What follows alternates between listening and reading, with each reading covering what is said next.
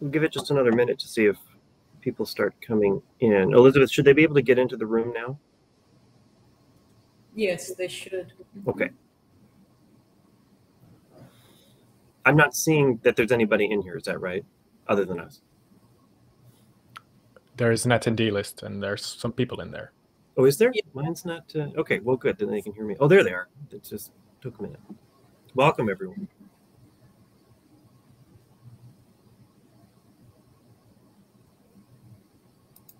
All right. So we'll get started. So welcome, and thank you all so much for coming to this morning's, or this afternoon, or this evening session, depending on where you might be, on automation and machine learning. My name is Derek Rogers. I'm the methods editor for the disability subgroup for the Campbell collaboration, and I'm very pleased to be chairing this session. First, I want to thank all of our conference sponsors, without whom this conference would not be possible. We were just having the conference sponsors' images up there on the screen. And second, I want to thank our presenters for doing their work and for coming here and talking to us about that. We have 4 talks scheduled for you during this hour, and nobody wants to listen to me gab on about whatever, so we're going to get right to that, okay, because I am not an expert in this area at all. I've asked each of the speakers to speak for about 10 minutes, and then if you have questions for them, we can do questions right after their presentations while the next presenter gets ready. So we'll get started. And if we have questions or if we have time at the end, you know, we can do another sort of round robin of questions. Our first scholar is Dorien Emmers, who's going to describe their work on the validation of a short observational tool for measuring toddler skill development using machine learning techniques. Welcome, Dorien, and thank you.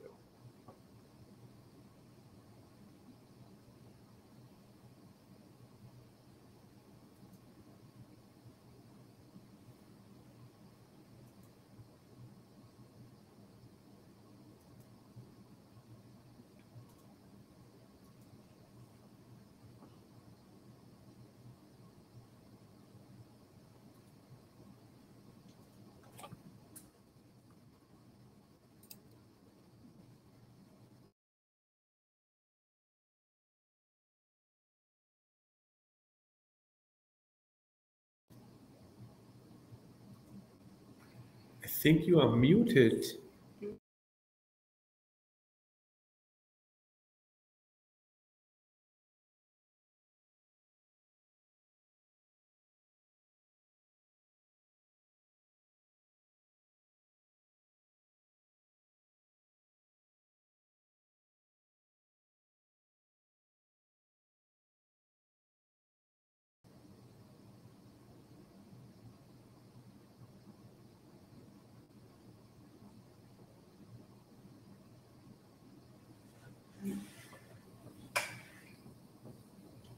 It was going so well, like 2 minutes before.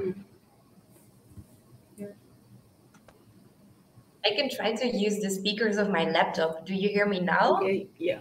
Okay, I'm sorry about this. We tried this out before, so I don't know what happened. Okay, let me share my screen again.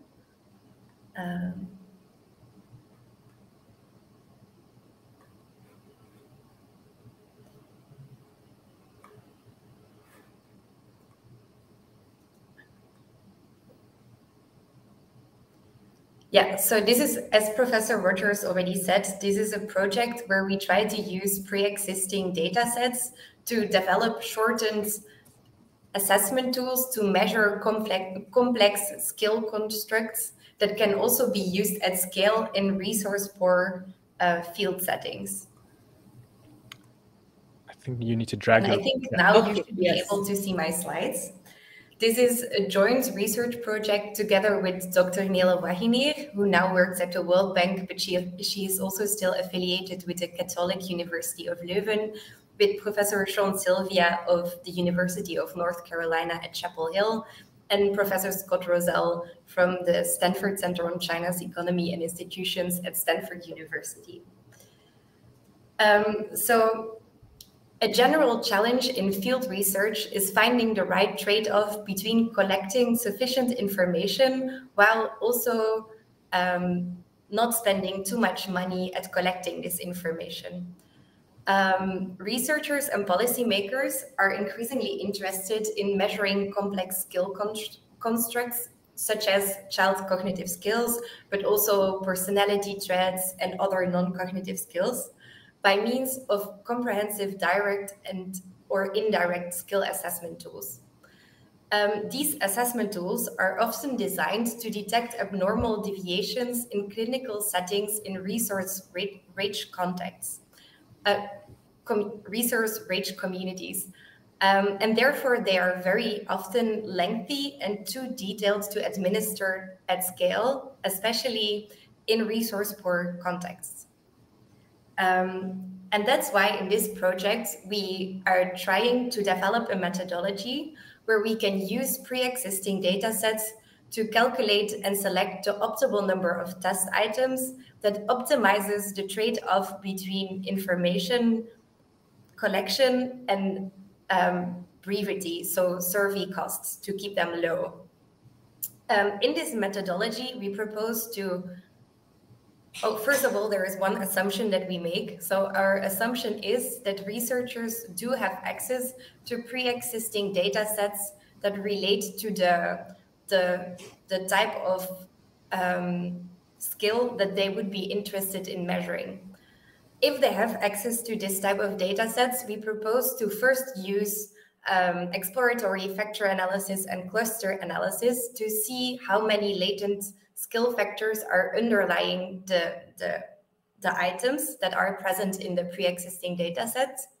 In step 2, we then select the items with the highest informational value to develop shortened assessment tools.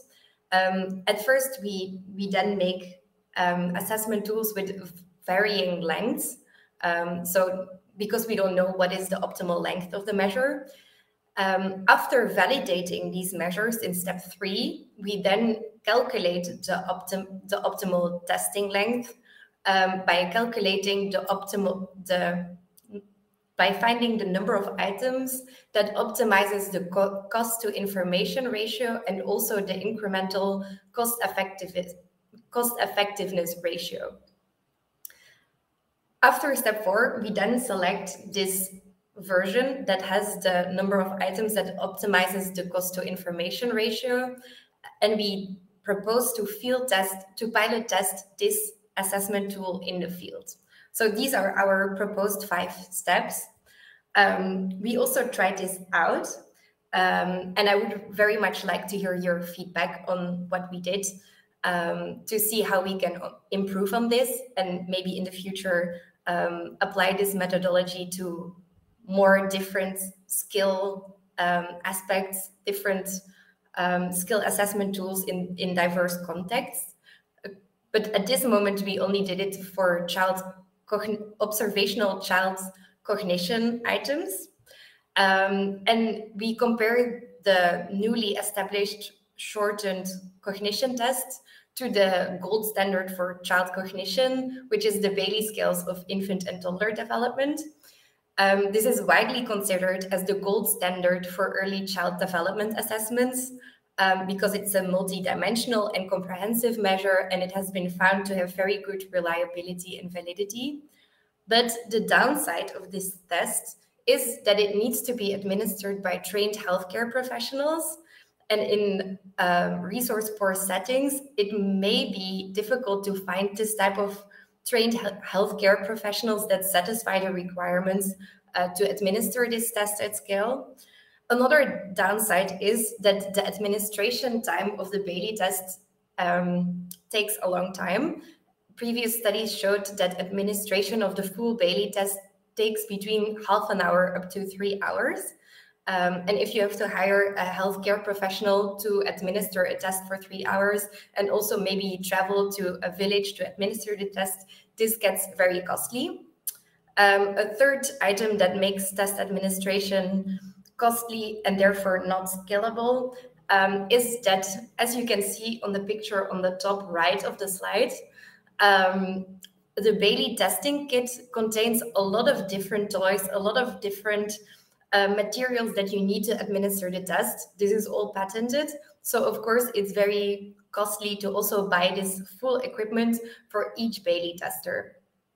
And therefore, we think that it might be useful to develop a shortened child cognition assessment tool that is still valid, but is less costly to administer.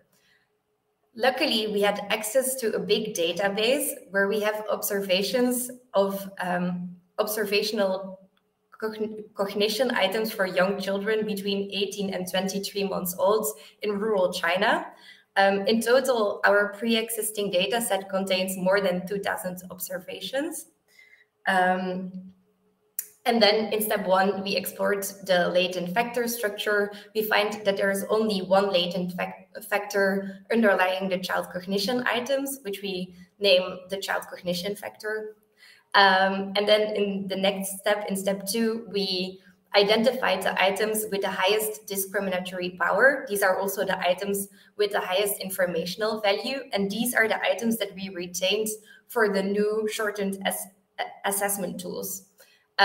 We found that the criteria for a discriminatory power above 1, which is a commonly used criterion, was satisfied for 25 items. And therefore, we decided to develop a range of shortened assessment tools with 5 up to 25 items.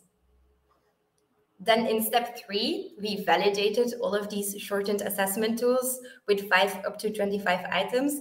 And we find that the 15 up to 25 item versions, they have good reliability. So they have a sufficiently high Cronbach's alpha coefficient, but they also have good validity. They have good concurrent validity with the Bailey tree gold standard. Because for the 15 to 25 item versions, the Pearson's correlation with the Bailey tree test was over 0.9. And we also find that at least 81% of the information was retained in these shortened 15 to 25 item versions. Based on these findings, we then decide that we will select a version with more than 15 items to be the optimal test version. But we don't know which one, and therefore we calculated cost efficiency ratios and also incremental cost effectiveness ratios. And as you can see on this figure, in general, the incremental cost effectiveness ratio is increasing over the number of items, which actually is negative. So it means that it becomes more costly to collect additional information. But as I said, the 5 and 10 item versions, they were not valid. So we don't select this version, but we select the 15 item version as the valid short assessment tool with the optimal cost effectiveness ratio. And also, since this measure only contained 15 items, we find that this test can be administered at 58.3% less time than the full Bailey tree cognition scale. So this also leads to a significant reduction in the administration time. Finally, we pilot tested our 15 item test in the field, and we again test the reliability and the concurrent validity. We find that this is still sufficiently high, which is an indicator that we also can use this short assessment tool as a standalone assessment for child cognition, even when it's not administered in combination with the full collection, the full list of other observational cognition items. And this measure covers the full range of child skill levels. So it's able to measure easier. It is able to differentiate between low achieving children, medium achieving children, but also high achieving children. So to conclude, the proposed methodology allows to develop shortened assessment tools because we find that we were able to reduce the average administration time by 58.3%, while retaining sufficient measurement precision, since our 15-item version retained at least 81% of the information. And hopefully in the future, by applying this methodology to more diverse pre-existing data sets from more diverse contexts, we will hopefully be able to benefit the development and validation of scalable assessment tools in resource-poor field settings. Thank you very much. And please let me know what you think about this. I'll stop sharing, then I can see you, hopefully. Thank you so much. So we probably have time for one but I question. cannot hear you. You can't hear me? Maybe I can hear you via my mic, via my headphones. Okay. Oh, I can hear you. Oh, thank goodness. Okay. So if anybody has a question, we've got time for probably one question before we move on. I'm not seeing any hands up in the attendees list. Well, thank you very much, Dorien. That was excellent. And now it is time to pivot to our next talk by Anna Sietsma, who will talk about their work using machine learning to study the adaptation policies in response to climate change. Welcome and thank you. Thanks for that. My screen should be up. Oh, I can't see you guys anymore. That's a bit of a shame. Let me minimize this. Great. So as said, my name is Anna Sietsma. I'm based at the University of Leeds, and I've been working on a project where we're mapping evidence on climate change adaptation policies using big data, which is quite a mouthful. But hang on, I'm not actually sharing my screen. That would help. There. That's quite a mouthful, but basically what that means is we're trying to get to grips with the overwhelming amount of evidence that's being published on countries trying to respond to the effects of climate change, right? So we're not getting greenhouse gases out of the atmosphere or preventing them from being released, but rather we're seeing all these effects of climate change already happening, like floods and droughts and such, and governments increasingly responding to them, as well as evidence being presented on how effective all these policies are. And so we have the problem now that we in fact have so much literature on all these different aspects that we don't really know where to go with them. If you try to do this through a normal manual review, which I think many of you will be familiar with, it's just not very doable if you have thousands of documents. And also people don't really agree on even basic terms like what is adaptation. So that makes it quite difficult if you're doing it by manual text search. But at the same time, we really need this information now, right? Climate change is happening now. These effects are happening now. And so decision makers need to have some way to get reliable evidence and to have that evidence in a timely manner that's also quite transparent. And so these three big sort of questions we think are all answerable by machine learning. Now, Jan is going to talk about this in a bit more detail in his next presentation. So I don't want to spend too much time on this, but basically, if you have a computer, it likes a lot of data. It can deal with some kind of contextual ambiguity, some gray areas, so you don't need the exact right keywords. And once you have the code running, in principle, it should be relatively straightforward to run it again. So that makes it quite transparent and easy to replicate. And in theory, you could even say, okay, we can make some kind of living evidence platform where evidence analysis happens automatically, right? So that as a sort of basic idea. Then what does that look like once you actually start applying this to adaptation? Basically, you start with a big literature search still. And in this case, we retrieve about 50,000 documents. And then we start hand coding 2,500 of those documents. And those hand-coded documents are then basically fed to the computer. And the computer learns from those documents how to recognize when something is about climate change adaptation or when something is not about climate change adaptation, as well as applying a bunch of different categories. And we can then do a tiny bit more machine learning for like topic modeling and geoparsing to basically build a data set that has a lot of richness and a lot of different layers. And if we put all those layers together, we get what's known as an evidence map. Just gonna have a tiny drink.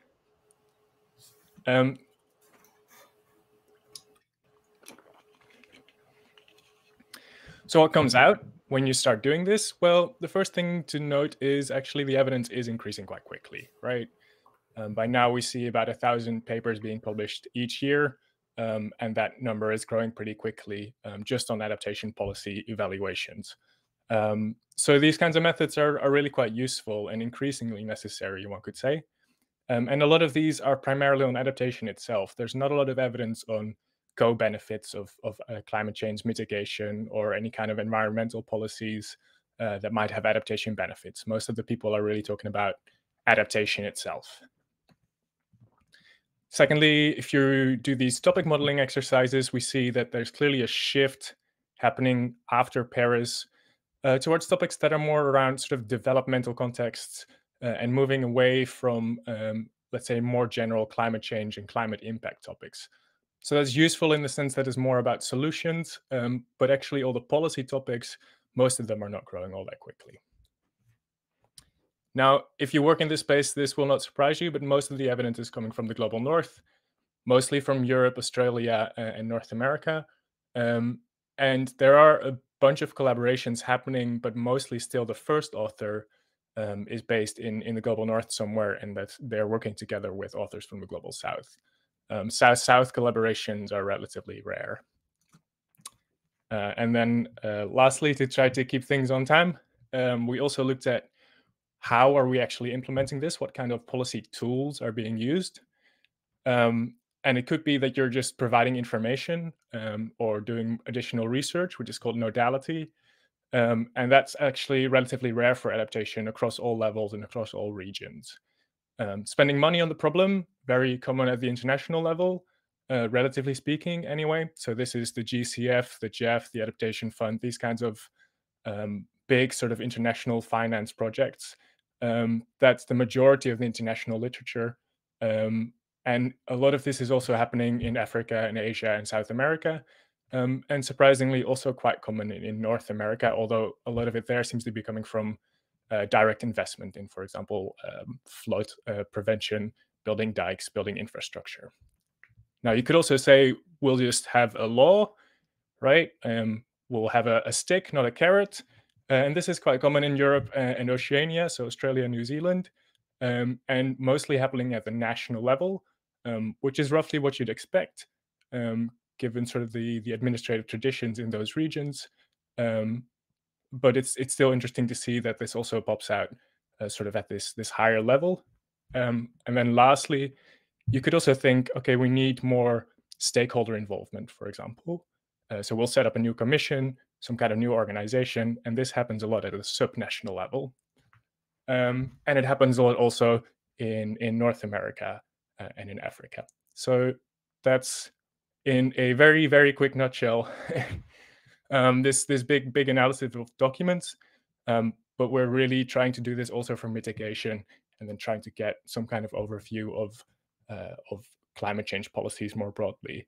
And that should lead us into what Jan is going to be talking about in his presentation coming up in a few minutes. So that's it. Thank you very much. So we have a few minutes here if anybody would like to ask a question from the audience. I believe you have to use the hand raise feature.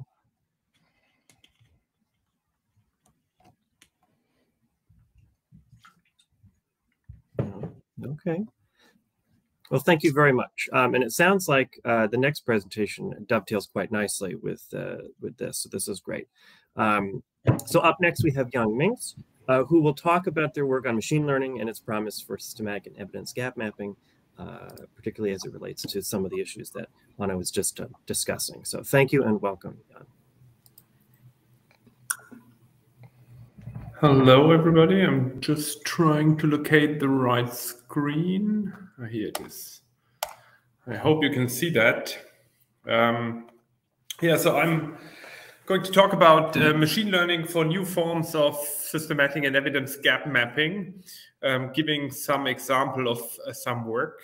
So when I'm talking about machine learning, I'm talking about machine learning in a very specific sense, which is in this realm of natural language processing. Of course, machine learning is much wider. But so yeah, this presentation tries to structure a little bit the kind of tools that you find in that space of NLP and how that might help us to basically grapple with the growing literature. And this is where it all starts from. So I'm a climate guy, right? And so in some sense, I came to evidence or evidence synthesis methods only after having been involved quite closely with the IPCC. And this is of course, much more what the climate change community is doing. We like to make those kind of big assessments of the state of the literature as a whole, most importantly by the Intergovernmental Panel on Climate Change. And this is from some piece of work we did on that literature. And just to give you some numbers, so the climate change literature, if you define it in a very narrow way, just by, you know, responding in titles abstracts to some form of climate change terms, then we had in 2018 already almost 50,000 publications per year. And we like to think in assessment cycles, which are the cycles in which the IPCC reports are coming out. And so these close to 50,000 publications are far more than the entire climate change literature was during the first 3 assessment cycles, spanning like 15 years or so. And that said, you know, the IPCC has this kind of mandate to provide comprehensive assessments of that literature. And, you know, that's almost impossible. We've just been finishing the 6th assessment cycle.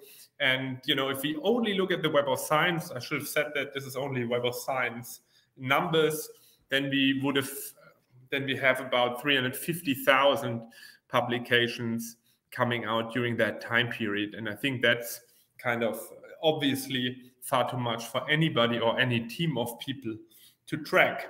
So thinking about machine learning in this context is really quite intuitive. And so this is what we have been doing for quite a while. Here you see a typical flowchart of steps we go through when we do systematic mapping, from the question formulation to the protocol, searching, article screening, coding and metadata extraction, then basically synthesizing this or describing the set of results and writing them up. And this entire process, if done by hand, you can do, you know, 100 to several hundreds of studies. And that is kind of limited. And if you think of that curve, and, you know, if you also consider that sometimes we have broader questions, then there's a good reason to think that we can, or that we should be replacing some of those, or that we should ask computers to assist us with some of these tasks. And in this context, we like to distinguish between automation and computer assistance. I'm so sorry to interrupt, but we can't see the slide that you're on. We only see the title slide. Oh, I'm sorry. That is weird. Let me share again. And thanks for letting me know. Yes, I'm sorry to interrupt. Can you see that now? Yes, it's not in the presenter view. It's just your PowerPoint. Yeah. Okay. So we have this automation and computer assistance, and in that space of systematic mapping, we really think about automation. So trying to develop pipelines that are, you know, not like close to fully automatic. In the context of systematic reviews, we are thinking much more about computer assistance, where you know, computers can help to actually streamline particular task. And to think about this entire space in a broad way, we have basically, we could say, in that NLP space, we can make that we can open that space up from supervised methods to unsupervised methods, and we have been thinking, and of course there are semi-supervised methods and some variants, so dynamic versions of those tools, or tools where that are integrated techniques like regression analysis or similar things. And if we think of that space from unsupervised to supervised machine learning methods, I would say that in terms of the scope, we could think that unsupervised methods are particularly useful when the scope is very broad, because we may not know that space very well because our domain knowledge is quite small. For supervised machine learning, we want to be quite specific in what we do, and we will then also require more domain knowledge. And so on the right-hand side of that slide, this is probably where a little bit more systematic maps are located. On the left-hand side, which is more typical for broader questions related to entire research fields like IPCC assessments. I will give you a few examples. So one thing that we are doing is just to scale up things that systematic maps typically do. So we want to identify, classify, and map out the potentially last literature with regard to specific criteria. So basically, we use supervised machine learning models where we, as Anne just highlighted, where we label a lot of documents, then train the classifier to reproduce the human judgment, and then estimate that up. In this example, this is a map of climate impacts, of reported climate impacts in scientific studies across the world, where we then also extract not only the type of impact, but also the location, the sector, and the method that was used. And a typical example of a question that would respond to that is how much literature is there on different climate impacts, and where are these impacts documented. And this example here is made it into the most recent IPCC report, the first figure of the Working Group 2 contribution to AR6. Jan, we're having the same problem again. I'm so sorry. Oh wow! To be honest, I'm not entirely sure what I can do, because I'm sharing, and I don't know what to do differently. I think you might be sharing the wrong screen. If it goes full screen for you, it changes monitor. But I only have one screen, so the slides are not moving.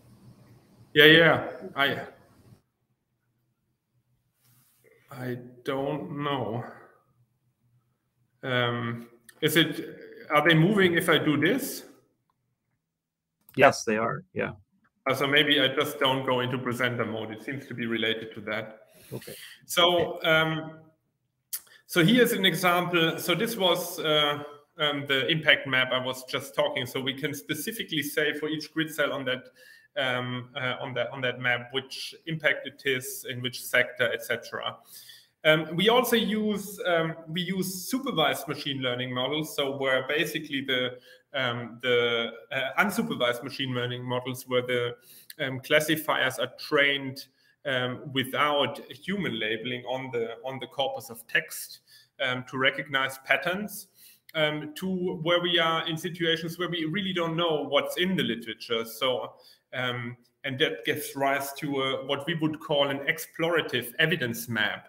So the purpose of such exercises is if we want to gain oversight of a vast unknown knowledge domain, and we want to identify whole, they're called topics, overlay this publication-specific metadata, and really want to see what's going on in that space. Here, this is a topic map of the climate change literature, where we map out 400,000 studies on climate change using topic modeling.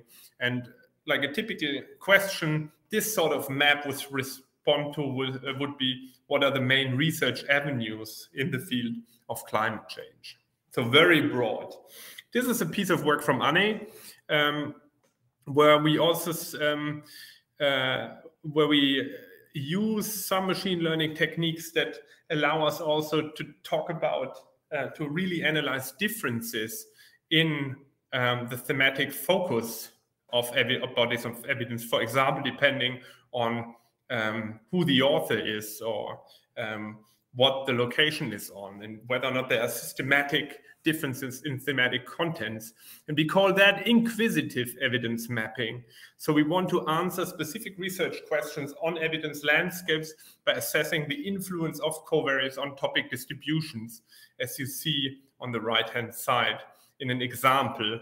And I think that's really important, because for me, systematic mapping is often always so descriptive, but usually we have so many questions on that we want to systematically explore with scientific methods on that landscape, that that such a kind of such form of inquisitive evidence mapping is really useful. And we would use, for example, you can use, for example, methods like structural topic modeling for this. And then if we want to move one step further towards evidence synthesis, you can basically take such an evidence map and layer additional information on top to get one layer further of synthesis. Here, this is starting from the initial maps on climate impacts, but now we combine it with information from climate models, actually, to see whether or not climate impacts occur in a location where those impacts can be attributed to climate drivers. So, and that helped us to say, you know, is this really evidence on attributable climate impacts that we found in the literature? And so this is then what we call a layered evidence map, with the purpose of generating more relevant insights from the map and substantiate the gap analysis by adding additional primary and secondary data, simply through data layering. That's a kind of an overview, and these are kind of, you know, just initial thoughts, but the main message of this is, you know, those machine learning methods do not only make our life easier and help us to streamline traditional approaches to evidence mapping, but they also provide us with new avenues of evidence mapping. And I've tried to lay this out. In my experience from, you know, carrying this out, I think what's really, really important is when you're using those NLP tools, particularly unsupervised ones, is validation, validation, validation. And there's a lot of bad work actually going on, because topic models, for example, or document embeddings are sometimes treated as if they were, as if they would be falling out of heaven. But of course, there are procedures to validate them, and that's super important if we want to have robust or confidence in our results. I think it's really important that we think about setting machine learning standards in evidence synthesis, include passages into the guidelines, how we can actually use those tools at a gold standard. And finally, there are also some key questions around moving to fully automated living evidence pipelines. I haven't talked about this much, but all of these pipelines that I've shown, I would claim we could almost fully automate. And again, there are very important questions. So if you use unsupervised machine learning approaches, then the question is, at some point, you will need to estimate a new model when you're getting more and more evidence in over time. When is that point in time? It's only one. Similarly to supervised machine learning approaches, how long can we be confident that we do not miss entire classes of evidence that have emerged in that literature? And there's a whole set of questions like this. It's a fascinating field. But yeah, just here, just to name a few here. So that's me today. Thanks for your attention, and I stop sharing. Thank you so much, Jan. So we have some time for any questions from the audience, if anybody has anything they'd like to follow up with. I'm not seeing any activity in the attendees menu. Oh, we have one. Let's see if we can figure this out. Kate had a question. I don't know how to, Elizabeth, how do I give her the, oh, we've got hands flying all over the place now in the attendees menu.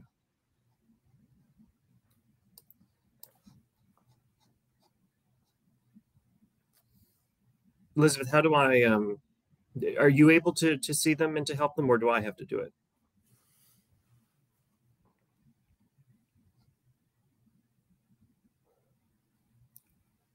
Well, perhaps if they yell really loudly, we'll hear them.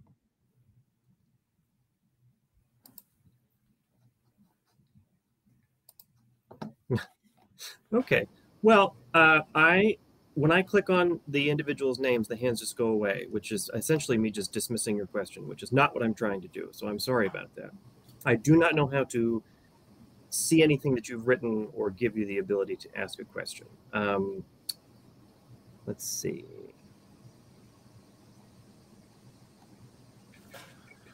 Is there maybe a chat where the question at least could be posed? Yeah, I don't have a general chat. I have can't see.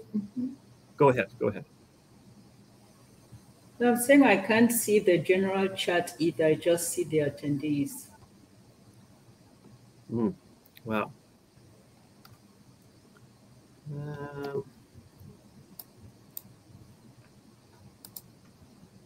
Well, I don't know how to circumvent that. Because is there a way that I can send a message out to people like that? Let's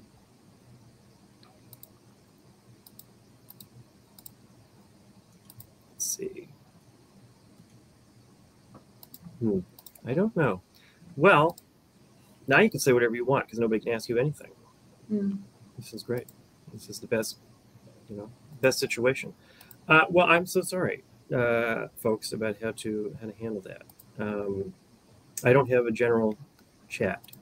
So we'll get on with the fourth talk. And then this is a unique position that I've ever been in because we're actually ahead of schedule. So we might have some time at the end, and I'll try to figure out how this works while our fourth presenter is talking. So our fourth presenter is Qingyong, who will talk about dynamic evidence synthesis and living systematic reviews now and in the future. Welcome and thank you. Thank you. Can you hear me? Yes, we can hear. Yes. Okay, I will share my slides.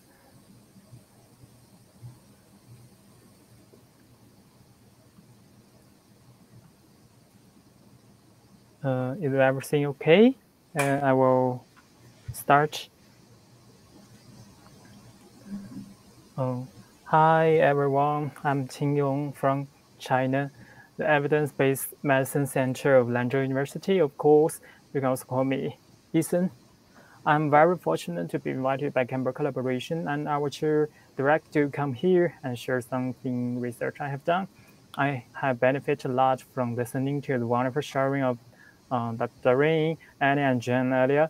I have to admit that what I'm going to share is shallow compared to your big data research and intelligent application of machine learning in climate change fields. Although you may not be scholars in the medical field, we believe systematic review is an excellent synthesis method that is familiar to all of you. It's widely used in medical and social science to achieve data integration and high-level evidence generation. In recent years, the concept of living systematic review has gradually entered people's vision. I would like to introduce to you some of the past, present, and future of living systematic review in the form of data visualization.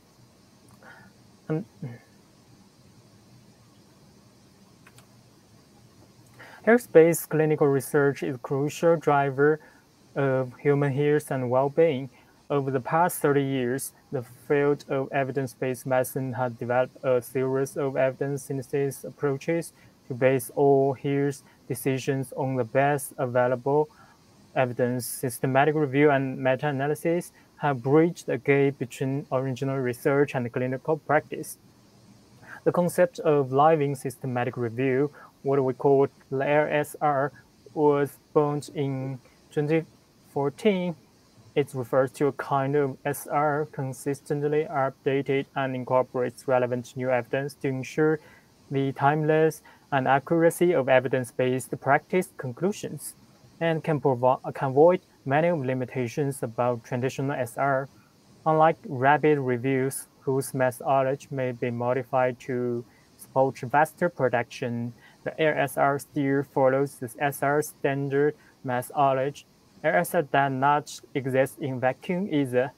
The development of LSR has driven the emergence and rise of living guidelines, which is the optimization of traditional guideline development process to update individual recommendations as new evidence becomes available.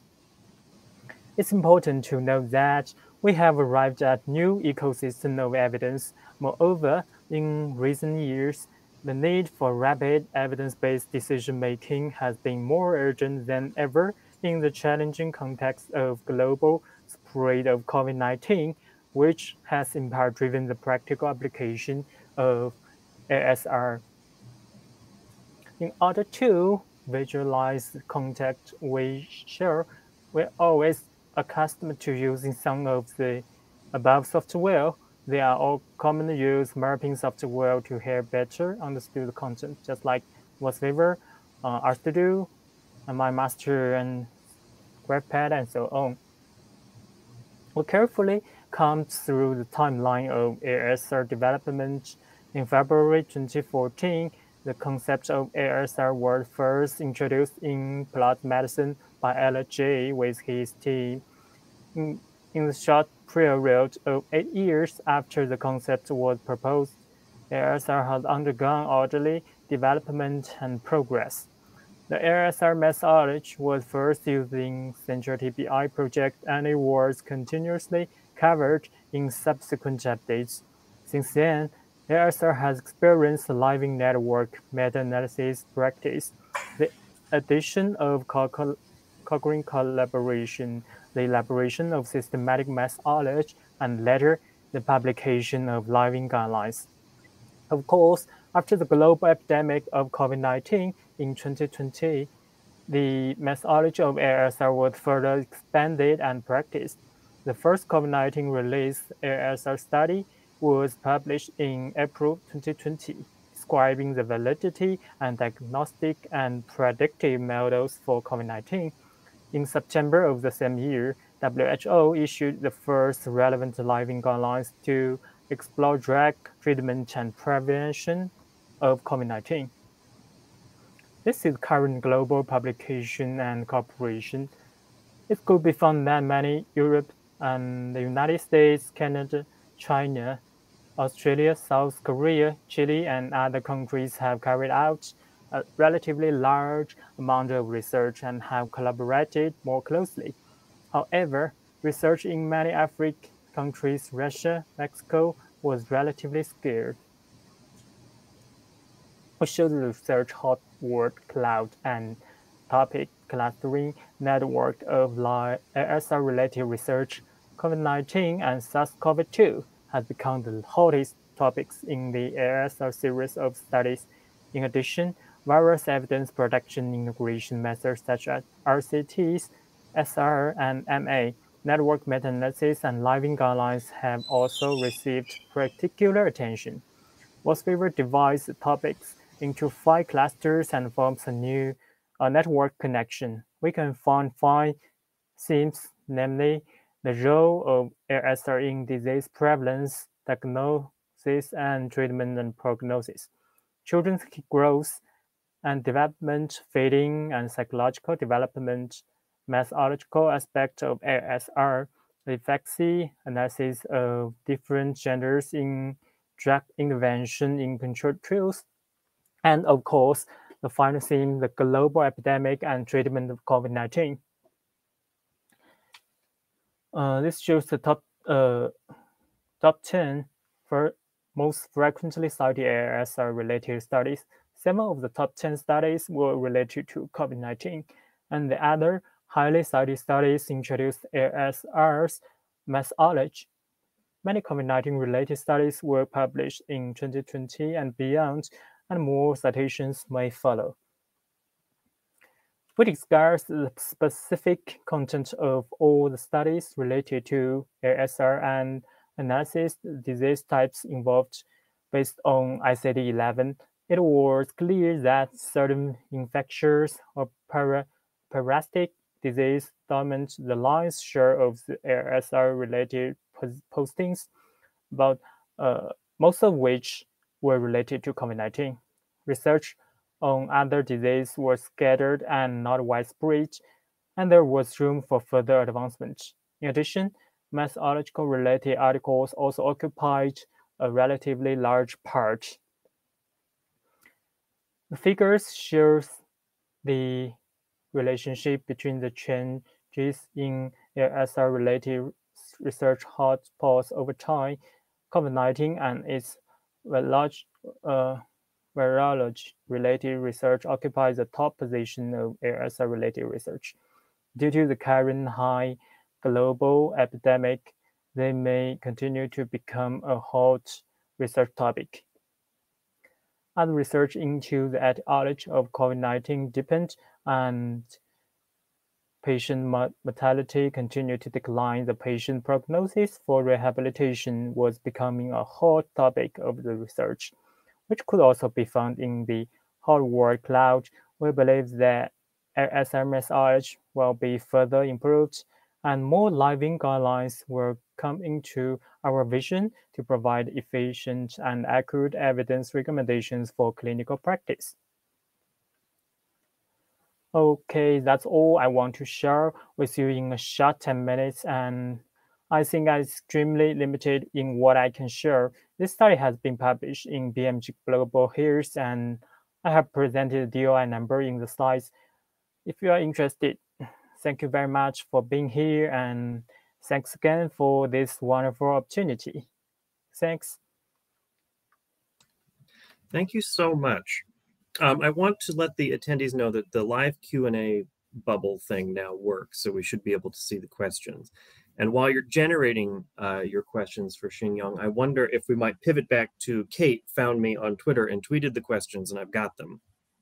And so these two questions are, I think, more related to the, well, they are definitely more related to the machine learning presentations 2 and 3. So the first question that Kate asks is, are there any reporting guidelines, whether either in development or published, for machine learning and evidence synthesis papers? The short answer is yes, but not really. Campbell actually has some stuff on this in the Collaboration for Environmental Evidence is also working on this. Neil Hadaway is very active in that space and has written a paper with a few of my colleagues. But a lot of the work is sort of fairly exploratory because, well, in the climate space at least, we have maybe 2 dozen or so in total, right, using these kinds of methods, and trying to sort of weave together all the different parts of machine learning and try to figure out when is something valid and when something is not valid. And so that's also related to what Jan was saying on how much, let's say, unvalidated work is out there.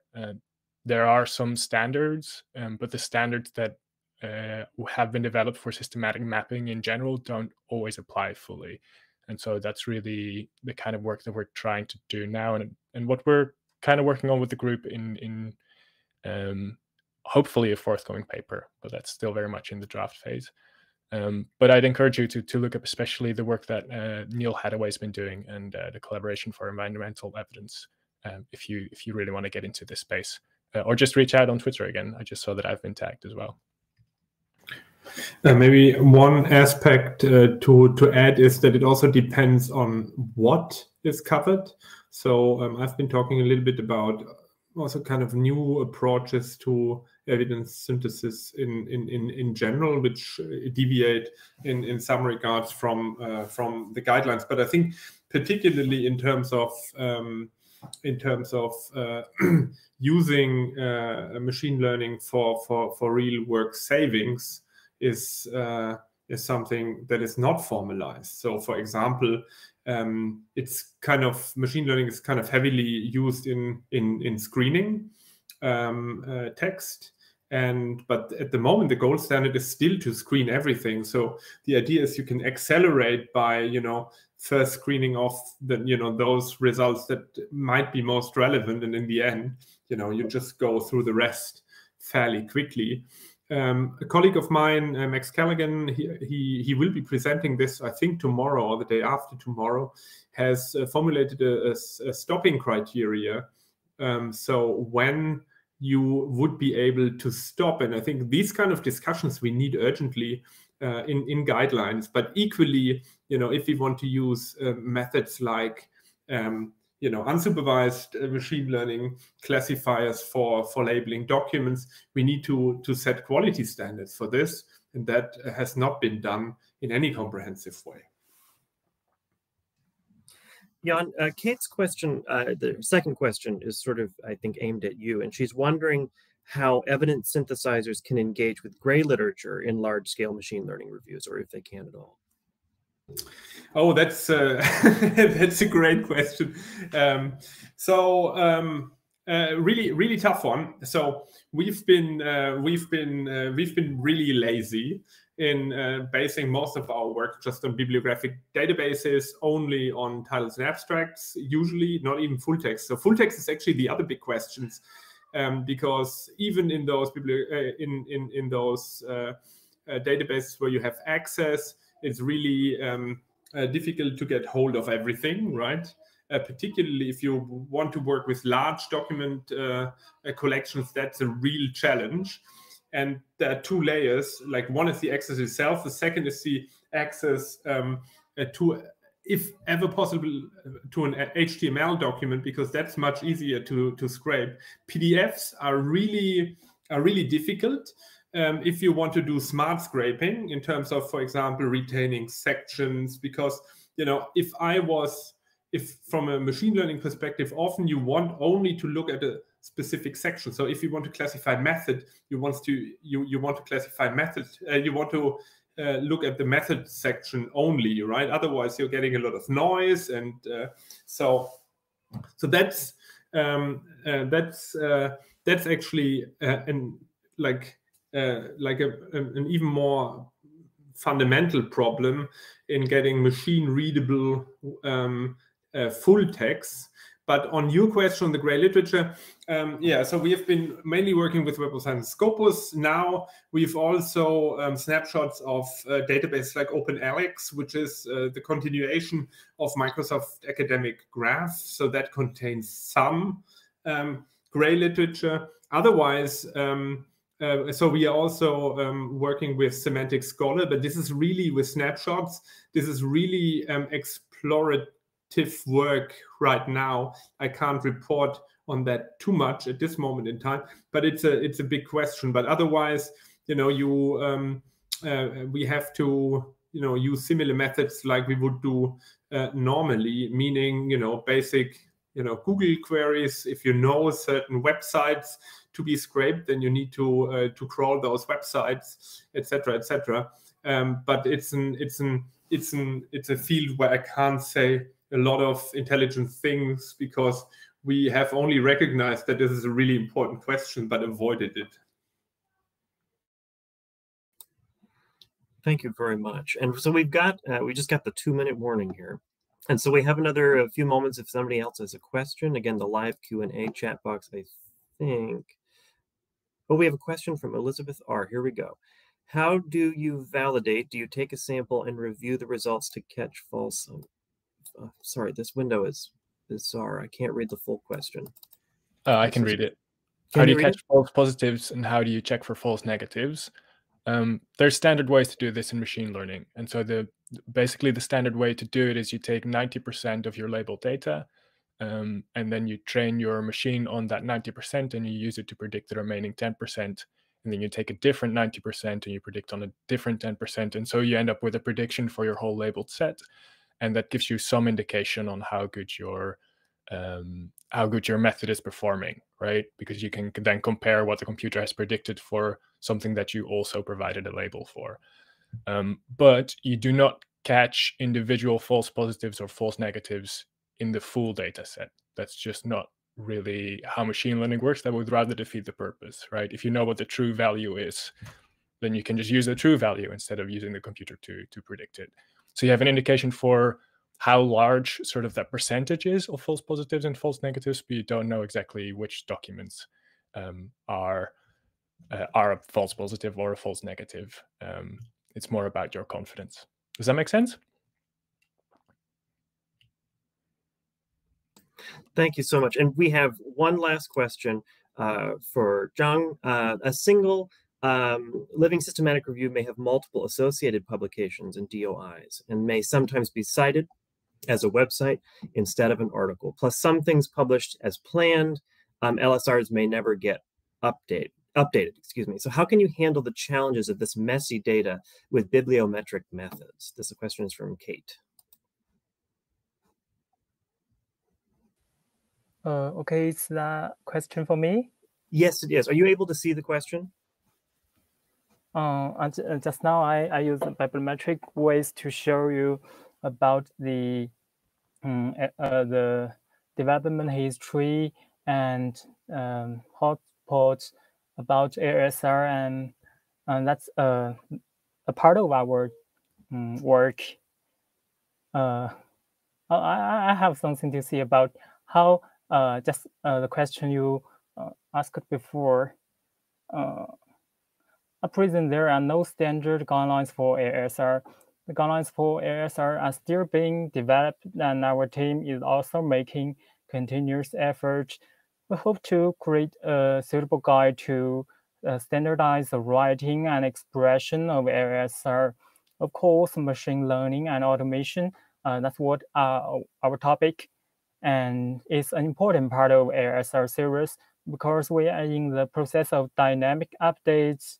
The need to spend a lot of energy and time this work for machine learning and AI category, such as autonomous literature retrieval, automation of literature filtering, synthesis of evidence. Of course, we hope we can automatically update on the evidence and help the study because the process is always difficult. ASR aims to synthesize evidence as quickly as possible. Machine learning and artificial intelligence can be very helpful. We have to admit that our presenters aspects are still lacking, and we hope this will be better integrated in the future. Thank you very much. I don't know what people's time schedules are, and if Kate is still in the session, but did she take the question away? There was a follow-up question. I answered it in text. Oh, wonderful. Great. Thank you. Well, I think that just about does it. I don't see any additional questions in the Q&A. So thank you to all of our presenters for sharing their work and answering your questions. Thank you again to the conference supporters helping us put the conference on. And thank you to all of the attendees for coming and joining us today. We enjoyed having you. And if that's the end of business, I'm going to hit this end presentation button. I have no idea what's going to happen, but we'll find out. Okay. Thank you all so much. Thanks to you, Derek, for your excellent sharing. Okay. Bye, everybody. Thanks, everyone. Bye, Jerry, Dorien, Elizabeth, Zheng. Bye. Thank you. Bye.